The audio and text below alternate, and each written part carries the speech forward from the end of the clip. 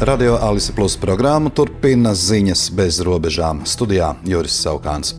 Šodien par plāniem apvienoties paziņoja Japānas autobūves uzņēmumi Honda un Nissan. Tādējādi tiek radīta iespēja izveidot pasaulē trešo lielāko autoražotāju pēc pārdošanas apjoma, laikā, kad nozare piedzīvo būtiskas izmaiņas saistībā ar atteikšanos no fosilās degvielas izmantošanas. Uzņēmumi informē, ka šodien parakstīts saprašanās memorands, uzņēmējdarbības integrācijai piekritis arī Mitsubishi Motors, kurā Nissan ir 34% akciju akcionārs. Holdinga kompānijas akcijas Tokijas biržā plānots sākt kotēt no 2026. gada augusta, bet apvienošanos plānots pabeigt jau līdz nākamā gada jūnijam. Apvienotā uzņēmuma vērtība pārsniegtu 50 miljārdus ASV dolāru. Amerikas Savienoto Valstu kara flotes kuģis Sarkanajā jūrā nejauši notriecis ASV iznīcinātāju. Par to sestdienas vakarā paziņoja ASV bruņoto spēku centrālā pavēlniecība. Incidents notika sestdienas rītā, abiem iznīcinātāja pilotiem izdevās veiksmīgi katapultēties, lai gan viens no viņiem guvis nelielus ievainojumus. Nākamgad Daugavpils izglītības iestādes saņems 971 klēpju datoru no Izglītības un zinātnes ministrijas. Tie paredzēti skolu un pirmsskolas izglītības iestāžu pedagogiem un atbalsta personālam. Projekts notiek, lai nodrošinātu vienlīdzīgu izglītības un mūža izglītības pakalpojumu kvalitāti visā Latvijā. Arī Daugavpils domes deputāti atbalstīja lēmumu projektu par sadarbības līguma noslēgšanu starp Daugavpils izglītības pārvaldi un ministriju šī projekta īstenošanai. Līvānu novada kultūras, turisma un sporta pārvalde līdz nākamā gada 16. februārim veic iedzīvotāju aptauju. Mērķis noskaidrot viedokli par paralēlo nosaukumu piešķiršanu novada vietvārdiem latgaliešu valodā. Aptaujā var iepazīties ar iespējamajiem paralēlajiem nosaukumiem latgaliešu valodā, kas atbilst latgaliešu rakstu valodai. Pašvaldība lūdz iedzīvotājus iesaistīties paralēlo nosaukumu izskatīšanā un izteikt savu viedokli.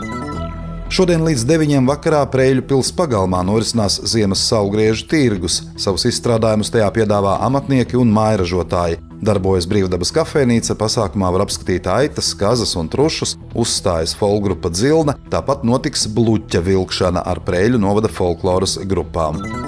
Daugavpils basketbolistiem aizvadītais gads kļuva par diezgan pamatīgu spēku pārbaudi. Rezumējot aizvadīto basketbola gadu, kluba Daugavpils basketbols prezidents Igors Aleksejevs dalījās lepnumā par sportistiem un izteica pateicību līdzjutējiem, treneriem un sponsoriem. Dargie draugi, sporta fani un mūsu visusticamākie atbalstītāji! Ir noslēdzies 2024. gads. Spilgtu emociju, lielu uzvaru un vērtīgu atziņu gads.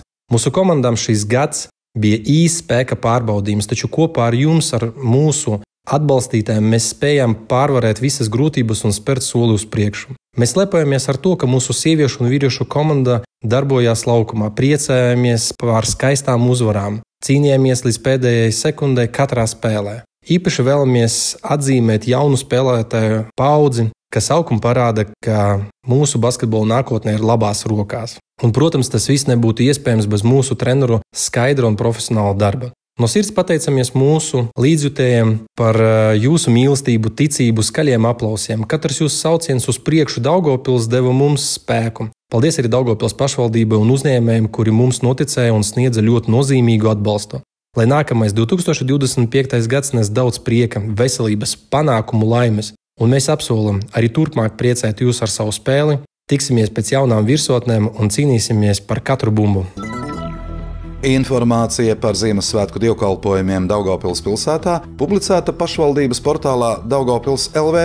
Jāatzīmē, ka dievkalpojumi pilsētas dievnamos noritēs gan latviešu, gan latgaliešu, gan poļu, gan krievu valodās. Daugavpils valsts pilsētas pašvaldības sabiedrisko attiecību un tūrisma departaments, publiskojot šo sarakstu, novēl svētīgu Kristus dzimšanas svētku gaidīšanas laiku, kā arī iekšēja miera piepildītus svētkus. Savukārt Daugavpils reģionālās slimnīcas narkologs Jāzeps Korsaks aicina svētkus svinēt tā, lai otrā rītā nenāktos nožēlot apēsto salātu un izdzertā alkohola daudzumu.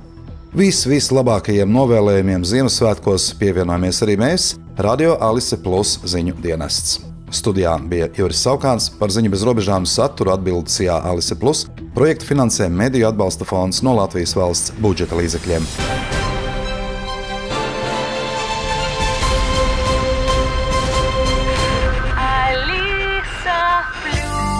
Radio